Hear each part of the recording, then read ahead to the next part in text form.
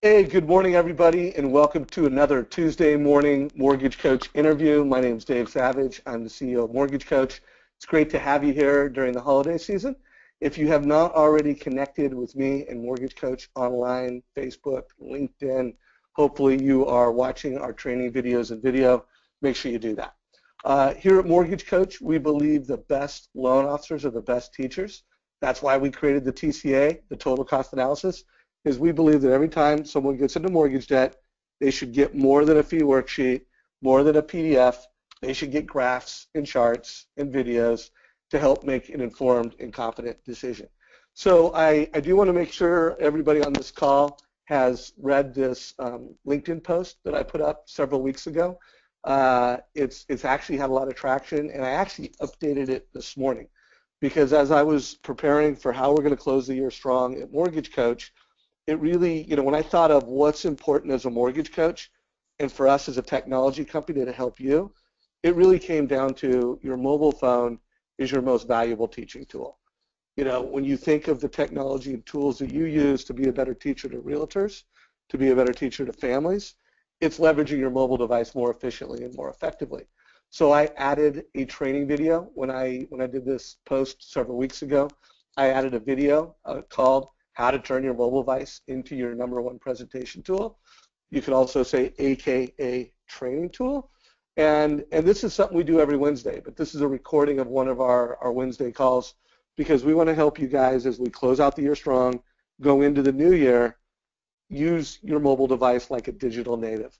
At the end of the day, millennials and a lot of Gen X, they natively use their mobile devices really effectively. But let's face it, most of the mortgage industry is 50 plus. And I'm not saying become ADD and overuse it. I'm saying use it strategically. So I want to remind you that we do record these calls. So this call will be posted in our YouTube page. Also want to do a shout out to a very important strategy with the Fed raising the discount rate and all the buzz in the media that rates are going up. How to create different types of videos is more important than ever. So I wanted to remind you that we have a playlist called How To, where we have how to create a pretty much every scenario you get into, rent versus own, cost of waiting. This particular one I think is most timely. So make sure you watch that video. Our team updated it just last week. So we walk you through how to create that. We also created a great video on how to use Mortgage Coach Live. But go into that playlist and check out some how-tos over the weekend. And if you haven't already, subscribe to the Mortgage Coach YouTube page. So we've had a fantastic month of content. We started off with former Navy SEAL Phil Black. We then had a top realtor, Tina, who talked about how she uses Facebook as her #1 sales and marketing tool. We had Steve Harney last week, and this week we have Michael Regan, Coach Michael Regan. Michael, welcome to the call, my friend. Happy to be here with you, Dave. Good. Well, it's good to have you here. Michael lives in the same town I live here in Portland, so we see each other for coffee. It's unusual that I get to actually meet up with my guest and have a coffee meeting. So thanks for taking time to prepare for today's call. No worries at all. Glad to be with you guys. Good. Well, Michael is a coach. He coaches a lot of mortgage coaches, and he's also a coach that watches a number of our calls. Michael, I don't know if you noticed, but Dan Keller posted something over the weekend that I wanted to do a shout out to, just draw a little connection to it, where he was talking about how he was getting ready to go meet with the family. He knew they were going to be rate shopping him, and he took a nice picture of his prep, how he was going to go in and prepare for that meeting. I don't know if you noticed that one, Michael, but for all you mortgage coaches out there, I am looking for great photos in the real world using Mortgage Coach apps. So if you're using Mortgage Coach app with a family, with a realtor, we're looking for photos. Would love to have you share more of those. So today's call is all about life planning and business planning. We are coming into a couple weeks, couple days where everybody's going to be reflecting on what did I get accomplished this year, and what am I going to do to blast off 2016. So I could think of no one better than to invite a Building Champions coach, Michael Regan, to today's call. Last year we had Daniel Harkavy helping us close out the year strong and kick off the year right. This year we have Michael. So Michael, let's kick things off. I've got some photos of your family. I've got, feel free to add anything you want from a life planning family perspective. I am ready to pull up your website whenever you tell me to do it. And in preparation for this, I have to tell you, I was wowed. I keep an eye on your site, but you guys have even taken it to the next level. When I was checking out all the different coaches and I went to your personal page, it was a wow. So we've got some online resources, and let's have a conversation around life planning. Love to do that, Dave. Love to. And really, thank you again for bringing me on the call. I love doing this with you guys. As you know, I get to coach a lot of mortgage professionals, currently coaching somewhere in the neighborhood of 50 folks, most of those who are still originating on a daily basis, so highly engaged with folks who are on the front lines in our industry. And these two topics are really near and dear to me because as an originator, as a branch manager, these were topics that really resonated with me and also helped guide me to better results. So I'm excited to dig in. And Dave, if you don't mind, I'd love for us maybe just to spend a little bit of time setting the table with life planning, because this is the time of year that a lot of my clients are beginning to take stock of the year they've just completed and look ahead at the future, and they're beginning to take a look at what they've been able to accomplish in their lives and some things that might be clearer to them today about what's important in the future. So I'd love to set the table with some life planning. Yeah, no, I would love to start that same way. We're going to keep this really conversational, everybody. So if you have questions or comments, things that were a takeaway, please post those in the questions. I do want to remind folks that Building Champions has an awesome website. If you go to it and you see this resource button, there's a tools tab. And I know Michael has prepared some special tools for this call, but I do want to remind everybody, if you go to that tools tab and you want to access their life planning, you can do that here. But Michael, why don't you walk us through this the way you want to walk us through it? Happy to. And keep in mind, I appreciate you taking them to the website. That resource is completely free. We're very abundant with our tools. We believe that those should be available for you to download at any time and use and to share. So I want to encourage everybody. That's not a hook. We'd love for you to log onto the website, grab the tool, and use it. Some of you, I would expect on the call today, have created a life plan before, and that's something you've done in the past. Maybe you've worked on it with us, with one of our coaches, or used it through one of your sales trainings. I know Todd Duncan really introduced the idea of life planning to our company even 20 years ago. So if you've drafted your life plan before, I've got some questions I want to ask that I hope are appropriate for helping you to sharpen the tool that you've already created. But others of you have heard of this concept, and if I'm going to be honest about it, my assumption is a few of you are thinking, life planning, really? I mean, I really just want to dive into the business plan. Can't we just get this business plan going? My life's going just fine. Thanks very much. Let's move forward. And for those of you that are having those thoughts, here's what I want to challenge you with. I believe that your life plan directly impacts your leadership influence. And I want you to think about that. The reason I believe that is true is the way you live your life directly impacts your leadership, and everybody around you knows this. Those of us who live in any version of a production world know folks who are highly successful in their areas of influence. They're great originators, they're great managers, they're great leaders, but somehow when they step outside of the walls of their office, that success just doesn't translate for them. And I believe each day we've got an opportunity to make that day a success in every area of our life. But if we don't think through that strategically, it's going to be very difficult for us to, at some point in our lives, measure the results that really matter to us. So I really do believe that whether you've created your life plan in the past or if you're thinking about it for the first time, today is your opportunity to really think about planning your priorities for a couple of key benefits. And Dave, check this one out. I think the feedback I get most often is I'm a little hesitant to life plan because I don't want to turn my life into kind of a systematic robot lifestyle. And here's the truth. When you plan your priorities, it actually frees you up in all those areas of your life to be more spontaneous and to have more freedom. That's what I'm looking for, because most loan originators I work with, they don't feel the freedom from all this hard work that they're putting in on a daily basis. And I want to provide them a resource that helps them live with a little more purpose, live with a little more passion, and balance in their lives, so that they actually experience things like contentment and joy and true lasting success. Love it, love it. So hey, I want to push a poll because I want to know how many folks on this call have created a documented life plan. So I think everybody knows how we roll. We want to get 70% of you to vote. So I mean, I don't want to say there's no right answer, but we're not tracking this. We just want to know on this call right now, what percentage of you have a documented life plan?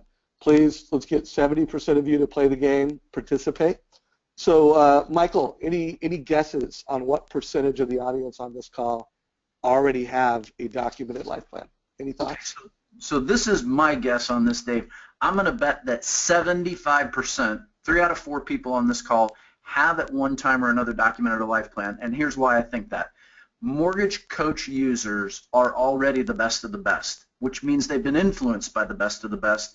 And I don't know anyone in our industry over the last 20 years who's been engaged with those folks teaching, training, coaching on the best of the best, who don't include life planning as one of the fundamental tools. So I'm going to bet 3 out of 4.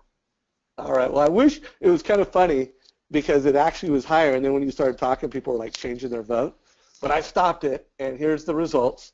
So it's a little different, 70% said no. 28, almost 30% said yes. They have that. Now, I think if the answer was a business plan, we'd get a different answer. But there you have it. You've got a lot of opportunity to help here.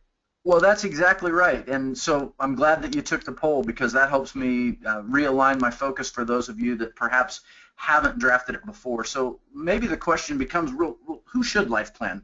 And of course, we've got originators on the call. We may have a few branch managers and company leaders, and I want to acknowledge the fact that all of you have an opportunity to draft a life plan. But here's another layer to this, and it is one I really loved using when I was originating and leading my team. I love sharing life planning with clients, with referral partners, with my team members. When I used this tool as a resource to help, think about the real estate community for a minute. When I think about folks whose lives are aimed at success and a better future, but don't always get the opportunity to experience it on a daily or weekly or monthly basis, the real estate community is full of folks whose lives are out of balance and who desire to find a way in which to bring their daily routines back into some level of satisfaction. Life planning is a great thing to share with those folks. Might be one of the greatest gifts you could offer them this time of year. Of course, when you think about it through that lens, you've also got opportunities with family members, with friends, with people you love and care about. Life planning is, in fact, a resource that I think provides a lot of value for a lot of people. And it might be appropriate with this number, Dave, for me to kind of walk through exactly what is a life plan. So let's do that real quickly. I think the best way to describe a life plan is it's a resource or a tool to help you organize everything you care about. So think about the terms in which you review your daily routines. The many actions you take reflect the many things you care about. And I'm a huge believer that we always get what we create or what we allow. And I know that's a Henry Cloud quote. And so when you look at your life, your reflection of those activities you've invested in today, this week, this month, even this year, they're a reflection of either what you've created or you've allowed. So I hope everyone recognizes that this tool that helps you organize everything that you care about is a choice you get to make every day. You get to decide where you spend your time based on what you want to get out of life. That makes it a resource to help you find that balance or regain that balance. And let me be clear, balance is not a destination. None of us arrive at balance. But on a daily basis, many things are competing for our attention at work. Like right now, Dave, I expect a high percentage of people on this call are having trouble putting down a shiny object. They've got another screen up. They've got an iPhone in their hand. Something else is competing for their focus. And those competing multitasking activities that we embrace are what throw us out of balance on a regular basis. So I'm going to suggest that creating an investment of some time and energy toward creating a tool that helps you aim at a better version of you is an excellent thing to invest in over this holiday season. And I'd like to suggest when you do it, it's not really a goal-setting tool. It's truly a tool to help you refocus on what matters most. So, Dave, do you think it's okay that we talk a little bit about what we should focus on when we're drafting this life plan? I like that idea. However, I also want to kind of add on to that last survey question. Sure. And I'd like to know if you for the 25% that did create that tool, have you reviewed it in the last 90 days? I think it would be interesting to know that. So now I'm not expecting 70% of you to vote right now. I'm expecting 30% of you to vote. Right now I've only got 16% of you who have voted. But have you reviewed that in the last 90 days? And I guess one thing I would add to this before I pass it back to you, Michael, I do remember when I interviewed Daniel last year, and I was really asking him just to in closing, what is the one piece of advice? And if I recall correctly, it was just that. Make sure you review it regularly. I can't remember exactly what he said, whether it was daily or weekly, but the fact that you've got something documented and the fact that you're reviewing it regularly throughout the year is such a cornerstone to success. So there are the results, by the way, Michael. 30% voted, and 35% said no, or excuse me, 35% said yes, and 65% said no. So there you have it. Got it. So again, a great opportunity. You're right. Daniel does believe in reviewing it regularly. We all do. And let me give you some answers to that suggestion that he made. Number one is the first time you've drafted your life plan, the best practice is to review it daily for the first 90 days. The reason that we suggest this is pretty simple. I want to make sure that folks are laying their eyes on the words that they put on paper that came out of their heads, out of their hearts, about all these areas of life that matter to them. And what am I talking about? I'm talking about their career. I'm talking about their spouse, their kids, their health, maybe their family finances, their friends, things they do in the community, self-development, faith, charities, dreams they have. There's all kinds of things in life that people care about. And I've seen hundreds and hundreds of life plans over the last 10 years, and every one of them cares about things that are outside of work. And when I look at the folks that have drafted their life plan and have articulated the things that they are passionate about, we help them by identifying not only what those accounts are, but a vision that they might have for each of those accounts.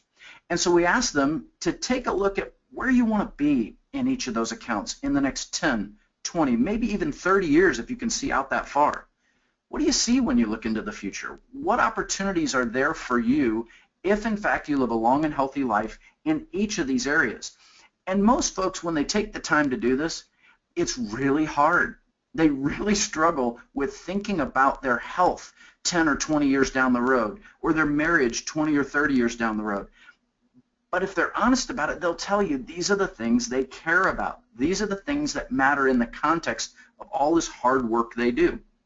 So we want them to at least draft some version of a vision. We ask them to take a snapshot. What would a day in the life look like 10, 20, 30 years down the road in each of those accounts? And when they take the time to think about what that might look like, they start to get clear on what's possible. So then we ask them to define a purpose for that. Or better stated, what's the reason why that future vision is so important to you? And once we start getting clear on the purpose for each of those accounts, we ask them to start making some plans to close the gap between current reality and that future vision. They've got to take some action plans in order to do that.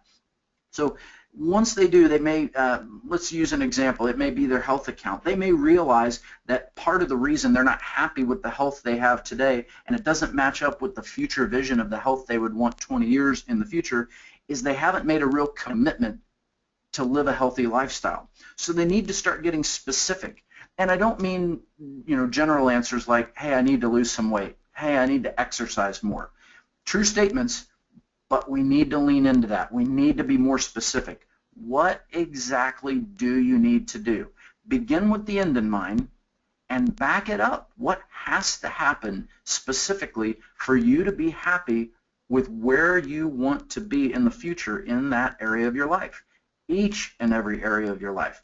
And some of those are easier to calc out. Like if we're talking personal finances, there is some math involved here, and the numbers don't lie. So that one might be a little easier to sit down with your financial advisor or your CPA and begin to discuss strategically what it takes to get from current reality to that future vision. Health might be harder, marriage might be harder, faith might be harder. These are all accounts that I see on a regular basis, and they're difficult. But when people lean into a vision and a purpose and they start making action plans that are clear and they're measurable and they're accountable to someone, whether a coach, a spouse, a coworker, a friend, when they have visibility and accountability to what they've written in those actions, they now begin to put those into their calendar on a regular basis, and they start executing. They start living the life plan. And Dave, once I've got folks living in a life plan, now we're back to your question. The key then is reviewing it, because only your words will inspire you in a way that creates change. As a coach, I can't create enough motivation for a client to execute on what they've written. All I can do is remind them of why they told me it was so important to them and what they told me they were going to do. And I can do my very best to keep that highly visible on a regular basis. But only they know if they're convicted by what they wrote. And if they truly care about that future vision, today is the day in which they can begin to create a different plan for their future. Love it. Well, I hope that was valuable for everyone. I hope everybody will go to the Building Champions website, download their plan, reference it, use it. 75% of you or 70% of you, you don't have one. So at least the action you could take is to download it and know what it would look like. And hopefully, when I asked Michael what his goal of today's call was, he was just like, if there was just one person on this call that when they really take account of their life, coming into the end of the year, felt that it was a mess, and they used this call and the wisdom of this call, and they got a clear plan to make it better. He was like, that's my outcome. That's what I want. I hopefully just one person takes action, gets better, and then of course my goal is that many of you just make little small baby steps of incremental improvement. So a couple things I'd like folks to do right now. We want to make this as interactive as possible. So while Michael and I are going to get into business planning, we want to know what questions you have. So if you have questions for Michael, we will have time in this call. Put those in the GoToMeeting question section. I will look for those. I will bring them into the conversation. Also, if you want to share, I would be curious in the life planning account, what is the number one thing you're going to focus on? So if you have an existing plan and you've got a number one focus, I want to know what it is. If you just know you're coming into the end of the year and you've kind of started to formulate that number one focus, I would like to know within the mortgage coach community for folks, what is your number one focus under the area of life planning? So, Michael, is there anything else you want to close out on life planning before we transition to business planning, or do you want to start the business planning conversation? Let's do this to segue. I believe if we have such a high percentage of folks on the line who haven't yet drafted a life plan, these would be some really great tips on how to create a great life plan. If you're going to take some time over this holiday season to sit down and plan out these important areas of your life, consider this. Consider how many hours we spend every year planning for things like our summer vacation. Think about how many hours we spend planning for our kids' college. Think about the areas in our life. I mean, heck, we go out and spend hours of our life researching to buy a new automobile. I'm going to ask each of you that have the opportunity to create a life plan, carve out one day, one 6 to 8 hour day, to create or refresh your life plan. And here are some best practices. Choose a special place. Please don't try to do this at home or the office.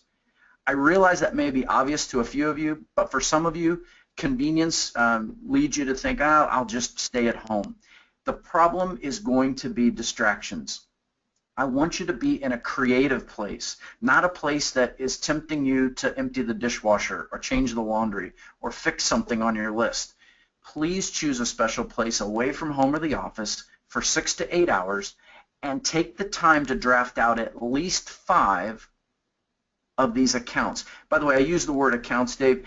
All those are those, again, important areas of your life. So pick at least 5, maybe no more than 8 the first time you do it, so you can stay really focused in that window and draft out everything we just talked about, your vision for the future, your purpose behind the account, and make plans accordingly. All of those are available on that free resource tool you referenced at buildingchampions.com. And then here are the takeaways. Once you've drafted it, commit to read your plan daily for 90 days. Share your plan with someone special to you. Someone in that plan, someone you've written about, needs to know how important these things are to you, because all of our lives are measured, Dave. All of us have an expiration date. None of us get out of here alive. We need to let people know why these things are important to us, who is important to us, and what we're attempting to do so that we can aim toward a better future of ourselves. And then use your plan to guide your calendar activities. Your calendar should begin to reflect some of those things you chose. And I loved your focus. Pick one thing. Don't pick all of them. Pick one thing you're going to do and kick that off, get a habit built, and then build on it. And then, of course, continue to review and adjust your plan as you move forward. I appreciate the time to share life planning, and I welcome any questions at the end of the call. Let's start talking about business planning. Yeah, let's do it. And as we kick that off, let's ask that same question. How many of you have a documented business plan? So let's hopefully we've got a few more folks that say yes to this. So everyone, this is an opportunity. I'd like 70% of you to vote so that Michael and I have clear understanding of who the audience is. Right now we're at about 45, 46, 47%. So folks, the faster 70% of you vote, the faster we move into the content of the call. So I'm not going to ask you to guess this one, Michael, although I can tell you already it's closer to your original guess on life planning. So we're at about 58%. Let's get to 70%, folks. We've got hundreds of mortgage coach professionals on this call, so it really is a great sampling. If we get 70% of you to vote, it adds a lot of value. One last chance to raise your hand. So here we go, Michael. 66% said yes. They have a business plan. 34% said no. And I guess let's get into business planning. I know I have the business planning tool up. Folks, you can download that on the Building Champions website, and you can, at least during this call, you can download a special version of that Michael created within the handout of our GoToMeeting. So if you look at that handout section in the GoToMeeting control panel, you can download that right now. So you're up, Michael. What do you have to say about business planning, my friend? Well, here's my approach to business planning, Dave, and it's not dissimilar to what we talked about with life planning. I do believe that when we create a plan for what we are going to do in the new year, and we review that plan on a regular basis, we are much more likely to stay on course or make the adjustments required to measure the results that matter. And most of us as loan originators are at a place where we know we are being measured. Our income is derived specifically from the numbers that are measured. And we now have managers, if not companies, with executives who are reviewing these P&Ls and these numbers regularly, and they're looking for ways in which to measure the results of our activities. So my encouragement to those of us in the origination community is take ownership of this yourself. If you haven't created a business plan before, maybe it's because your idea of business planning comes from an older school point of view that says, well, this is some huge document that I've got to create every year that I produce for my boss. It's got spreadsheets, it's got graphs, it's got charts, all kinds of words, and I shove it into a binder, or I create a multi-page PDF. I present it I save it in a file, and I really never look at it again. I would assume that's a common response to business planning. It's an exercise we go through because someone tells us we have to do it. I'd like to shift the perspective and talk about the value of creating a tool that guides your daily decision making. And in order to do that, I think before you create a plan, before you set goals, before you start talking about the activities you're going to invest in, you really have to know your numbers. So Dave, the sheet you're showing on the screen is a tool I've created in which I've broken down some of the key areas that I believe loan originators need to know in order to plan accurately. And the reason these questions are asked and these blanks are available to you is we use a more detailed tool. So some of my clients are on the call and they know the use of the tool that I use for planning, for tracking, and then for recasting. And it's a much more detailed spreadsheet in which we calc out all of these things. But here's ultimately what I'm looking for from these numbers, and you guys can see what's on the screen, and you know what I'm aiming for. I want to know whether you're measuring units or volume. If you understand the pull-through ratios required to drive the applications you need to put into the system, whether you call them pre-qualifications, these are the folks that have been, TBD approved for a property, and in order to know that number, you need to know the pull-through ratio from your leads so that you know exactly how many leads it takes. And let me define leads from referrals real quickly because I get some questions on this from time to time, and I assume some of you might think that's a mutually inclusive word. For my purposes, I like to define a referral as a partner's intent to get you in front of a potential client. So practically speaking, your agent says, hey Tom, Mr. and Mrs. Smith should be contacting you about a mortgage loan. Let me know when you hear from them. Okay, that's a referral. They are referring those folks to you. It becomes a lead when you have any version of an engaged discussion about a loan origination. That could be via email, that could be via phone call, that could be face-to-face, but as soon as they've communicated in some version or another, hey Dave, can you help me figure out what I'm qualified for so that I can purchase a home? That's when that referral becomes a lead. I believe when a loan originator knows exactly how many leads it takes a month to drive exactly how many applications they need to take, to drive exactly how many closings they need to measure, they are far more empowered to prioritize their time properly. So knowing the numbers is a critical exercise, and I want to encourage all of you, download this tool. It's a fillable PDF. You can play with it. You can calc the numbers and run them in there, but it's going to be driven by things that you see here. What is your desired income level? Most of you know what you need to earn or want to earn. Most of you know the average commission that you've earned in the last 12 months, and if not, open your LOS. You can figure this out pretty quickly. Most of you know the average loan amount, and if you don't, you really need to because it tells you a lot about the market that you're serving, the referral partners that you're working with. And these numbers are going to help you drive those pull-through ratios that I talked about. So you see those here in the tool as well. Get clear on your ratios.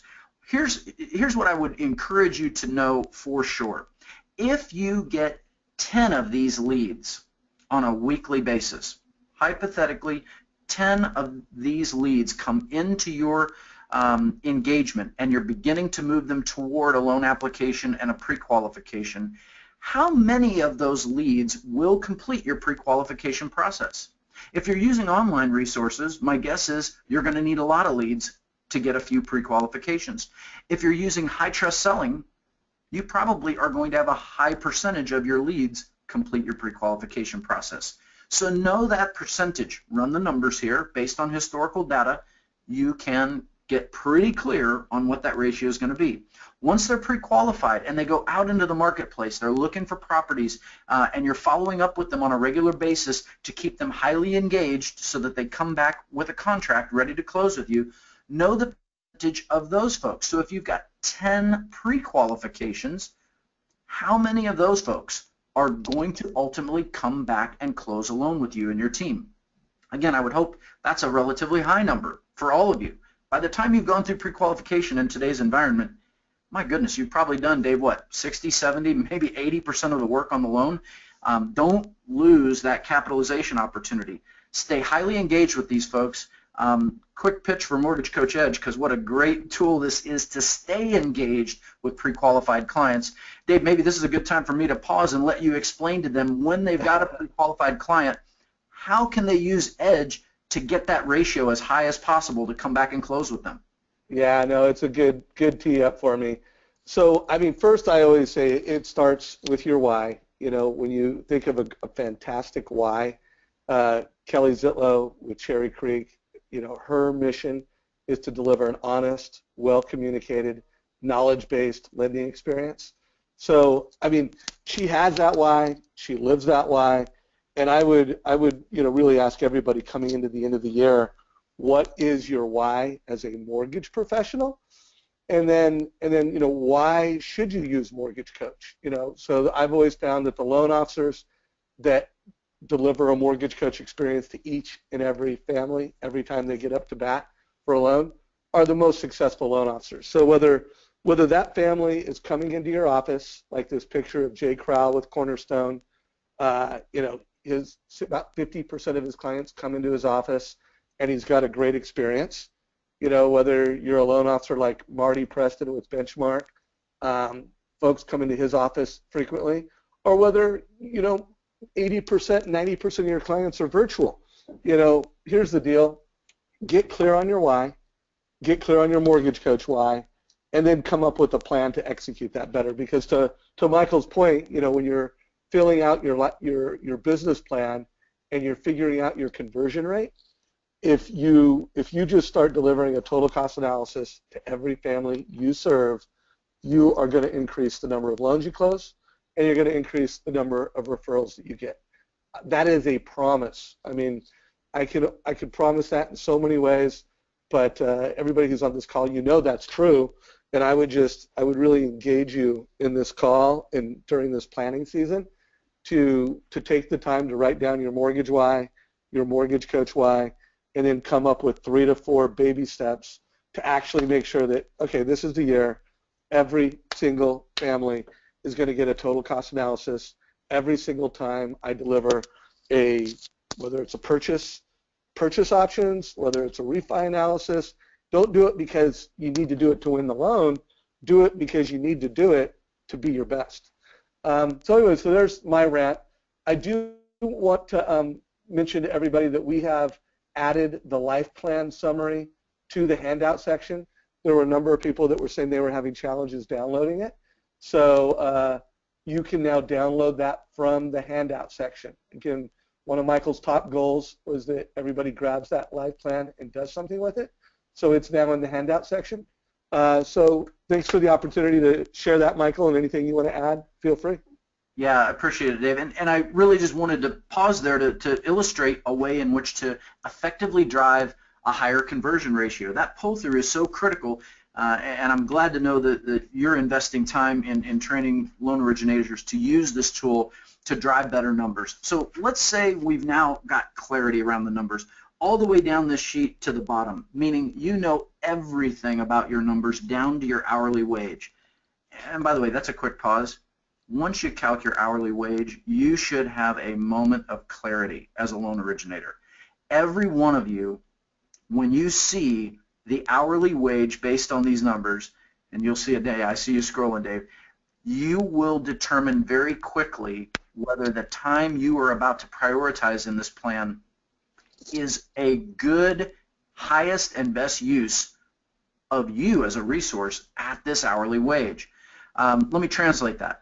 If you find out you're worth a couple of $100 an hour and you spend a good chunk of your time in front of a copy machine, we've got to reevaluate this. That's not a high and best use of your time. If you find out that your hourly wage is a lot lower than you think, that may give you an opportunity to challenge the quality of clients and referral partners that you're working with. Perhaps you're working way too hard for way too little income because you've chosen, for whatever reason, to create or allow a business plan with a partner that just isn't committed to delivering a high value for your time. But calc those numbers out, and now let's move to the next sheet, Dave, and I see you've got it teed up there. We're going to master the disciplines. Now, disciplines are sometimes confusing for clients. They're not quite sure what to do with these. They don't know what that means. So let me keep the definition here really simple. These are the actions aimed at the results you want to measure. So we ran the numbers. We know the results you want to measure on that first sheet. These are the actions that are going to drive those results on a daily or weekly repeated basis. So yeah, you've highlighted it there. Take a look at the instructions we've given you. I won't read a bunch of words on the page. You guys all have that there for you. But some great examples are set. And I think those examples should give you an idea of what a discipline looks like. And you should see some things here that you take note of, right? They're very specific. They're very measurable. They're very schedulable. You can take these examples and begin to plug them in. This is an auto-populated, an editable PDF for you to get clear on those disciplines. Here would be my request as you create your disciplines. Make sure, number one, that they are aimed at the results you want to measure. No busy work here. Don't plug in a discipline of something that's just keeping you on the treadmill, running, day after day, week after week, toward no result that you're going to measure.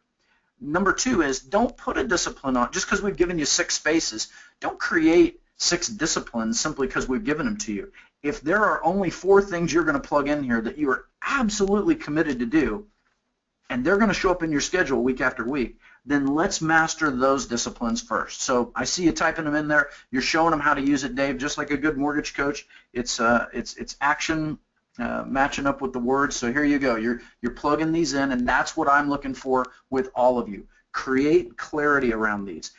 I believe that when you create clarity around the things that you will commit to do, and you lay your eyes on this on a daily basis for 30, 45 seconds, it gives you the opportunity to look at the schedule ahead of you for the day and this plan, and I want you to ask, does this match up?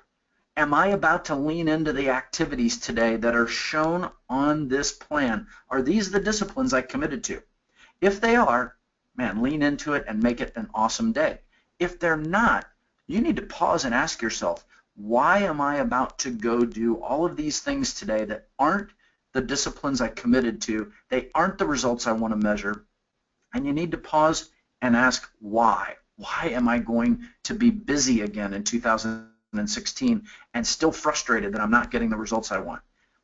Simple business planning is rooted in the word simple. I want this to be easy for every loan originator to look at and say, these 4 to 6 disciplines that I commit to, I promise to do these. I promise myself to put these in my calendar.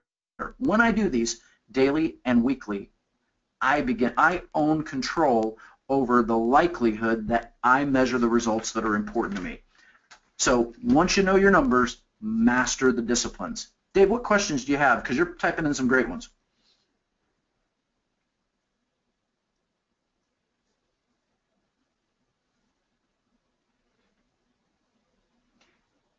Dave, you're typing in some disciplines. I just want to make sure I give you an opportunity. Any questions you have around mastering the disciplines? Yeah, I'm not going to get into details. What I would ask is the community, what are your disciplines? I would love to hear what mortgage coach folks on the call today, mortgage coach community, what are the disciplines you're going to put on your plan this year? Many of you already have this filled out, and many of you are going to work on this. So I would love to know what are you going to plan to put on and master in your disciplines. Please share that in the question section of GoToMeeting. I would really appreciate that. And hopefully many of you, you're going to improve your prospecting. Hopefully you're going to have a plan around how you're going to do that.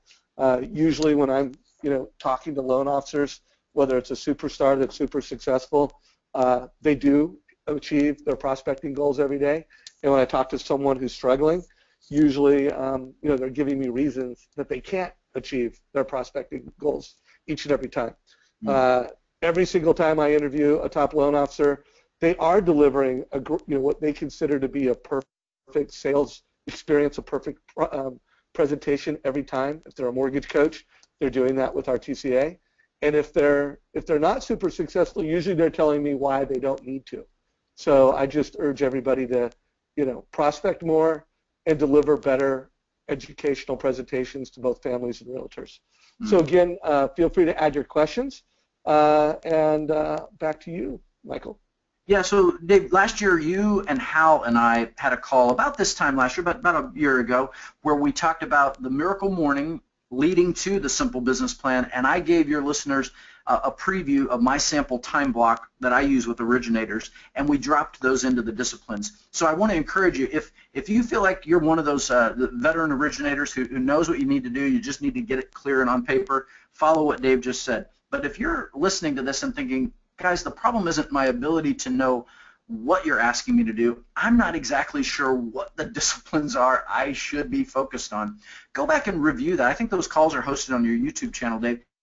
And that call spells out my ideal time block for a loan originator. So you can go back and listen to that call specifically on business planning, and you'll get a sample time block for high-performance originators. And so I see you pulling that up. While you're teeing that up, let me carry us forward and make sure that everybody's clear. Once you have these 4 to 6 disciplines, I'd like to see you driving those disciplines toward your calendar. One of the tools I like to create in order to do this, there you go. There's the sales planning for 2015 that we recorded, just about a year ago. Perfect. That's there for your resources, so thank you for sharing that, Dave. Once you have these disciplines plugged into your plan, I like to put them into a tool I call the Ideal Week Time Block. And I use that time block in order to organize my priorities while removing the distractions of my regular calendar. If your calendars are like mine, they're already very full. I mean, my January calendar already has tons of things on it. I want to take a look at a tool that lets me see the plan in an ideal week clearly so that I know how much time I'm committing to take to master these disciplines on a weekly basis. So I create that tool as a template. That template then allows me to go into my calendar and begin to play a little bit of game of a NCAA tournament bracket. I put those priorities that I've written in this ideal week up against the things that are already in my calendar, and I ask myself, if these 2 priorities went head-to-head, which one has to win in order for me to achieve my definition of the championship? And by the way, my definition is going to be from those numbers. It's the dollar closings, it's the unit closings, it's the applications, it's the leads that I'm going to take. Those are the things I'm going to measure. So is my priority truly aimed at the things I want to measure, and am I willing to let go of good things in my calendar that are competing with the disciplines that I've committed to take? So plainly put, Dave, these originators, all of us, we have to remove good things from our calendar to stay highly focused on the right things. Once these disciplines are clarified, the third step at the bottom of this sheet, now I know you're typing, but if you can move into scroll mode and show them the bottom of this particular page, I want to show them the project list, because many of them are going to say, okay, beyond the disciplines, I have a few projects I need to identify. And you see some examples there at the bottom. I need to hire and train an assistant, right? I need to effectively use my database as a more effective sales or presentation tool. I need to script myself. So those examples are there. Drop those into this project list, and I'd encourage you to take a first quarter focus. What are the improvements you need to make before the end of the first quarter so that we can begin to measure the completion of those projects toward the outcomes that you're aiming for in 2016? You're typing in a few there. That's great. I love it. And that's I can't help myself, you know. But I really like all the feedback we're getting. So I literally took these and cut and pasted them from the audience. And I would love to do the same here. So for everybody, play along. The more you participate, the more value you get, and the more value this call is for everybody on it.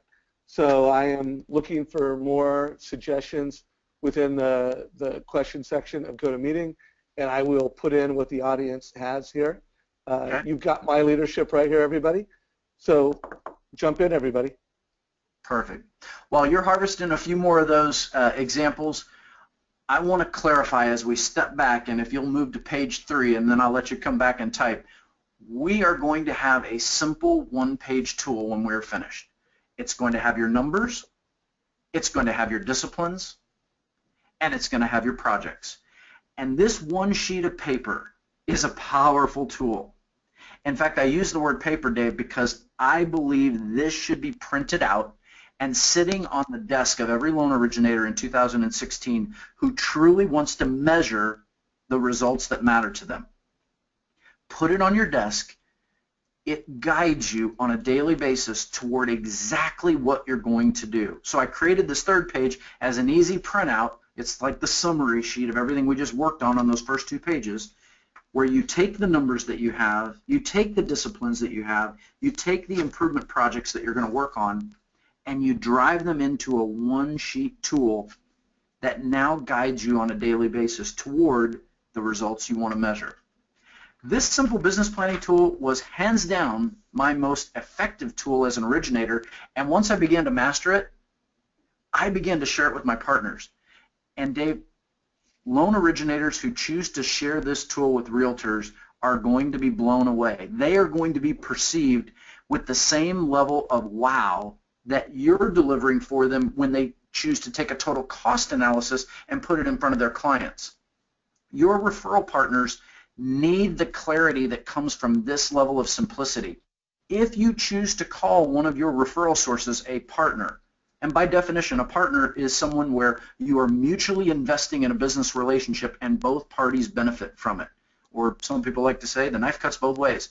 If that's your strategy, share a simple business plan with that partner and help get clarity around what they want to measure, what they're committing to do in this business plan with you on a daily or weekly basis, and the projects you two need to complete together in order to measure success, and review it with them every time you have a one-on-one. How are we doing with these things, and how can we get better so that the results we want to measure are possible when we sit down on a quarterly review and an annual review basis. I love this tool with my partners. So master it as an originator, use it with your partners, and begin to aim yourself at the results that you care about. Love it. So folks, it's pretty simple.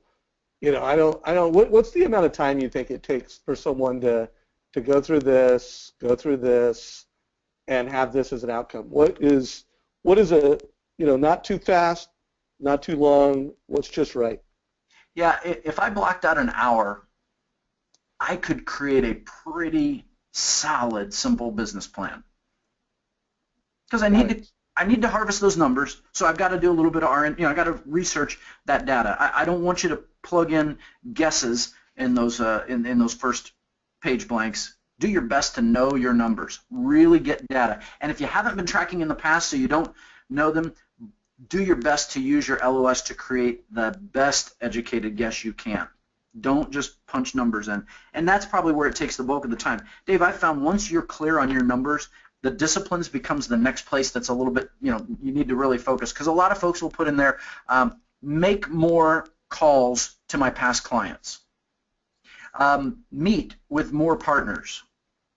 And I want to be clear, although those are rooted in the right direction, they aren't specific enough to translate directly into your calendar. How many partners are you going to meet with?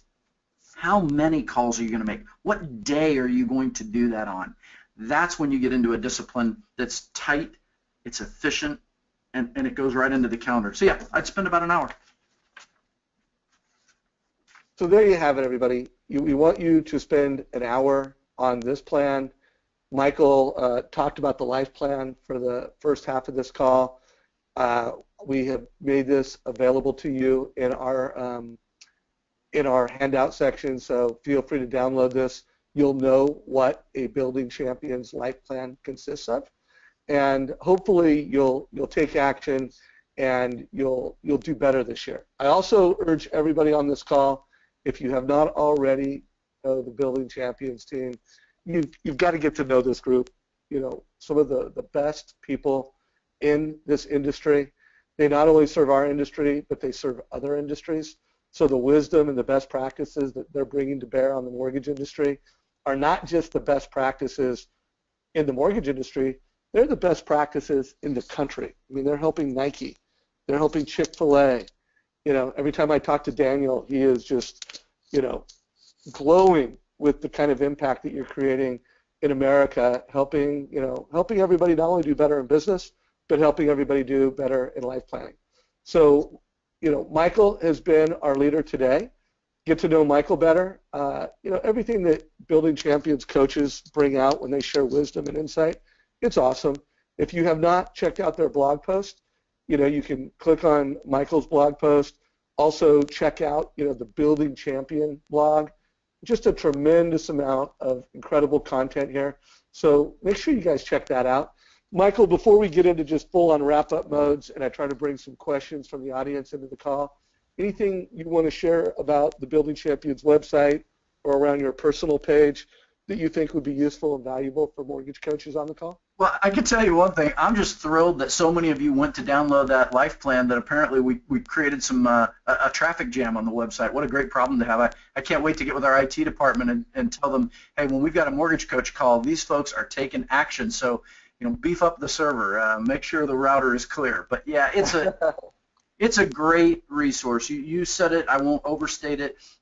We try to front load as much giveaway tool and content that we can, because we believe the secret sauce is in the engagement of the one-on-one coaching relationship. So we do coach one-to-one, we do coach one-to-many. Our coaches are out in the field with clients at their branches on a weekly basis, but we're also on a lot of one-on-one calls each week, and we welcome a conversation with no commitment to any of you who are interested in finding out more about how we leverage coaching as a tool toward your personal excellence.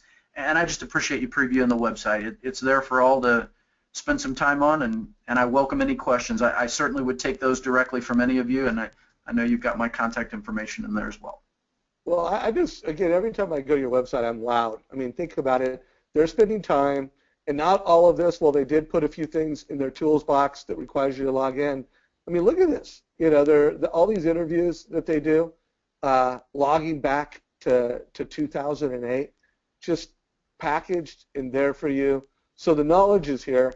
Gosh, it's so awesome to be partners with Building Champions. You guys just go the extra mile to deliver value to the mortgage industry. So I'm grateful for that. So as we wrap up today's call, a couple action items that I want to make sure I bring attention to everybody. There's no doubt that I'm really clear as a leader of Mortgage Coach that one of the best gifts I can give to a loan officer is to help them be a better teacher. And I'm really clear that being able to leverage your mobile device when you're meeting with a realtor, when you're meeting with a family, to be able to get that family to download your app and realize that, that they've told you their goals, and now you're showing them mortgages, how they can increase wealth, how they can make an informed mortgage decision. It's on their mobile device. It's shareable. That is one of the best ways I can help you be a better teacher, which means be a better salesperson. So I am really dedicated, not just as we close out the year, but that's why we created Mobile Wednesdays. That's why every Wednesday at 11 o'clock, we are just teaching you and training you how to use your mobile device as a strategic selling tool, as a presentation tool, as a teaching tool. So I just can't emphasize enough, if you have not watched the video on how to turn your mobile device into a presentation tool, watch that. I do want to remind everybody, next week we are doing another call here on Tuesday. I have Tammy Butler, one of the executives with Optimal Blue. Optimal Blue is an incredibly important partner of ours, and when it comes to going from price to advice, I don't know exactly what the percentage is, but it's over 50% of the mortgages in America are priced through Optimal Blue. So Tammy and I are gonna bring leadership to everybody. She's got an interesting story in the fact that she used to do a lot of sales training. Now she's a key executive within the Optimal Blue team, and she runs the compliance part. So it's kind of interesting, someone that's got such a backstory as a teacher, a trainer, who's now leading compliance, and she's got a young son who's a millennial.